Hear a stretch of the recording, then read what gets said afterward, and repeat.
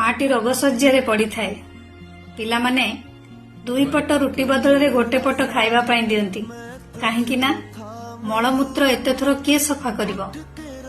जेतेबेले माटी निज लोक सहित कथा हवा पाई छटपट हेउथाए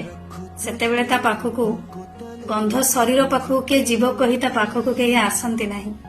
आ जो मानक पाई से तार सर्वस्व दे दे थाए सेई माने ही तार मृत्युर कामना करिथांती ओ दिन एटा जीव काम करी करी थकी गलुनी या पछर किंतु शेषरे सेही पिला माने श्राद्ध दिवस उपलक्षे 100 लोकंकु खाइबा पई देई थांती और से माने भाभी थांती आमे एटा पुण्य करूछु एटा कोन संभव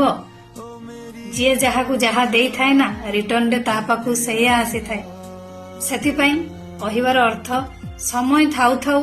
टिके बापा मांकर केयर नियंतु बंची थिला अवस्था रे तांको टिके भलो से खाइबा पई दियंतु तांको सहित मीठा कथा कहंतु टिके भलो समय कटांतु